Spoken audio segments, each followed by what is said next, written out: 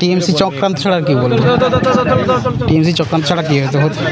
শুভেন্দু অধিকারীর আত্মসহায়ক চন্দ্রনাথ রথ গতকাল রাত্রে যে দৃশ্য আমরা বারংবার দেখতে পেয়েছি প্রত্যেকটা চ্যানেলের মাধ্যমে, যে গতকাল রাত্রে তাকে গুলি করে খুন করা হয়। আর সেই খুনের খবর পেয়ে একেবারে তার আদি বাড়ি যেখানে তিনি জন্মগ্রহণ করেছিলেন সেখানকার লোকজনরা চলে এসছে, অর্থাৎ মেদিনীপুরের চণ্ডীপুরের সমস্ত লোকজনরা তার সাথে শেষবারের মতো সাক্ষাৎ করতে চলে এসছেন এবং তার কাছের লোকেরা, তার ভাই বোনেরা, তার দাদারা ঠিক কী বলছেন চন্দ্রনাথ রথের ব্যাপারে। এবং আরেকটি বিষয়ে শুনুন, এখানের স্থানীয় বাসিন্দা কি বলেছেন, পরিকল্পিতভাবে মারা হয়েছে নাকি অন্য কোনো চক্রান্ত, কি বলছে তা জানতে দেখুন বিস্তারিত প্রতিবেদনে।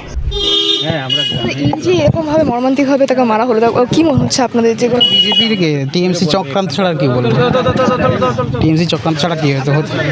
বাড়ি যাচ্ছে তো। এটা বিজেপি সরকার এসছে বলে আমরা থাকতে পারছি, মনে হয় আর থাকতে পারতাম না। টিএমসি থাকতে পারতাম। দাদা আমরা পূর্ব মেদিনীপুরে চণ্ডীপুর থেকে এসেছি।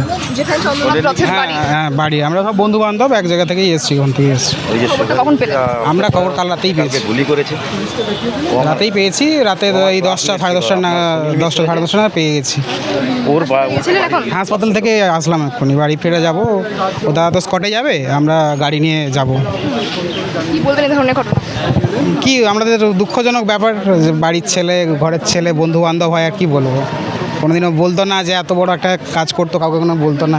এই ব্যাপার সব বন্ধু বান্ধবরা আমরা এসছি একসাথে। হ্যাঁ, খবর পাওয়া কাল রাতেই আসার কথা ছিল, কিন্তু আসতে পারিনি আমরা, এখনই এসছি। এই ব্যাপার ওনার বাড়ি কোথায়? চণ্ডীপুর কুলুপ। তাদের বাড়ি কোথায়? হ্যাঁ, আশেপাশে। কেমন মানুষ তিনি?